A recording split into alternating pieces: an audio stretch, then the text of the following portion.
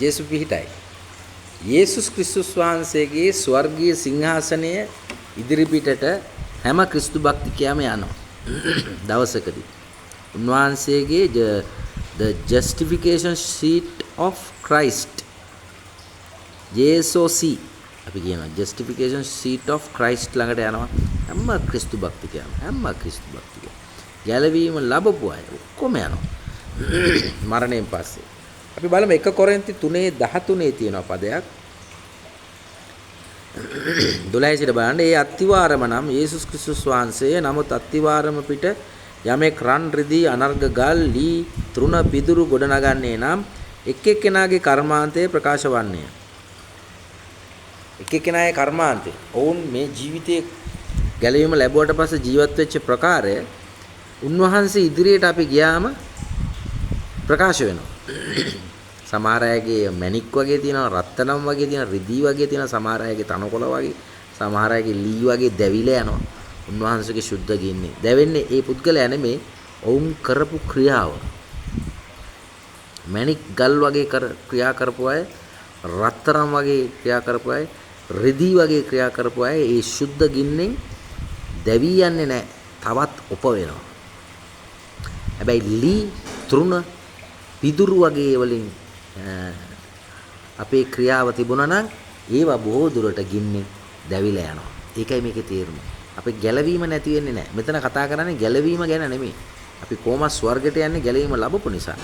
ඒ අයගේ ගැලවීම ලැබු දාසිට තිබිච්ච ජීවිතයේ ක්‍රියාකාරකම් තමයි ඒ සුද්ධ ගින්නේ විනිශ්චයකට ලක් වෙන. ඒ නිසා හැම ක්‍රිස්තු භක්තිකයට මේ විනිශ්චය තියෙනවා. ඒකෙදි ක්‍රියාව හොඳ අයගේ උන්වහන්සේ ත්‍යාගයක් දෙනවා රිවෝඩ්ස්. මේක හරියට රිවෝඩ් සෙරමනි එකක් වගේ. ක්‍රියාව නැති අය ලැජ්ජාවටපත් වෙනවා. තෑගි නැහැ. හොඳයි බලමු අපි 2 කොරින්ති 5:10 කියනවා. එකිනෙකා තම තමාගේ ශරීරයේ කළා වූ දේවල ඵල ලබන පිණිස ක්‍රිස්තුස් වහන්සේගේ විනිශ්ශාසන ඉදිරියේ පෙනී සිටින්නට අවශ්‍යයි. අන්න 2 කොරින්ති 5:10 එක කියනවා. අපි හැම කෙනාම ක්‍රිස්තුස් වහන්සේගේ විනිශ්ශාසන ඉදිරියට යනවා.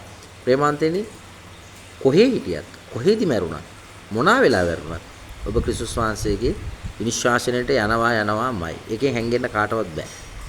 රෝම 2:12 කියනවා මාගේ සුභාරංචියේ ප්‍රකාරයට යේසුස් වහන්සේ මිනිස්යා විනිශ්චය කරන දවසේදී මාගේ සුභාරංචියේ ප්‍රකාරයට තමයිලු යේසුස් වහන්සේ මිනිස්යාව විනිශ්චය කරන්නේ. මේ කියන්නේ සුදු සිංහාසන විනිශ්චය ගැන නෙමෙයි. රෝම 2:12 කියන්නේ අන්තිම විනිශ්චය ගැන නෙමෙයි. සුදු සිංහාසන විනිශ්චය නෙමෙයි. white throne judgment නෙමෙයි.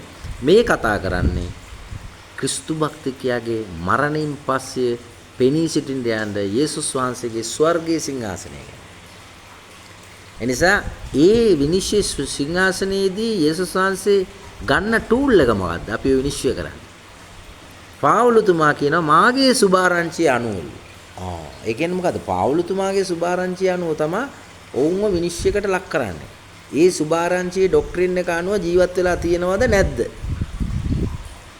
මොකද්ද සුභාරංචිය? අනුග්‍රහයේ සුභාරංචියේ ඩොක්ට්‍රින් එකේ ඔබ මොනවාද දන්නේ? ඔබ මොනවාද නොදැනගෙන ජීවත් වෙන්නේ?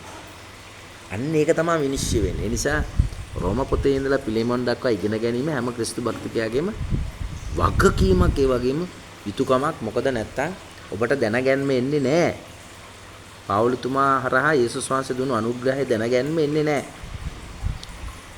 ඒ වගේම බලන්න හේබ්‍රෝ 11:6 කියනවා ඇදහිල්ල නැතුව උන්වහන්සේ ප්‍රසන්න කරන්න නොහැකි. ඇදහිල්ල නැතුව උන්වහන්සේව ප්‍රසන්න කරන්න බැහැලු. ඇදහිල්ල මොකක්ද ඇදහිල්ල? මොකක්ද ඔබ අදහගෙන හිටියේ? ඔබ මොනවාද දැනගෙන හිටියේ? ඔබ මොනවාද මේ ඇදහිීම අනුග්‍රහය ඇදහිල්ල ගැන දැනගෙන හිටියේ? ඔබ මොනවාද දන්නේ නැත්තේ? මොනවාද ඔබ ග්‍රේස් ගැන දැනගෙන ඉන්නේ? මොනවාද ඔබ දැනගෙන නැත්තේ තාම ග්‍රේස් ගැන? ඒව දැනගන්න ඕන ප්‍රේමාන්තේ. නෝකයි ඒක කියන්නේ. ඒ නිසා ඔබගේ සල්වේෂන් එක නැත්තම් ගැලවීම නැති වෙන්නේ නැහැ. ඔබ මොනවාද දන්නේ අනුග්‍රහය ගැන? ඔබ මොනවාද නොදන්නේ? ඒ ගැන තමයි ඔබව විනිශ්චයකට ලක් වෙන්නේ. ඒ නිසා මේ දේව පද ගැන හරියට ඉගෙන ගන්න, මේවා තේරුම් ගන්න ඔබ අනිවාර්යෙන් හැම කෙනාම හැම ක්‍රිස්තු භක්තිකයාම යේසුස් වහන්සේගේ විනිශ්ශාසන ඉදිරියට යන්න අවශ්‍යයි. ඔබ යන්න එපා. ඔබ ගෙනියනවා.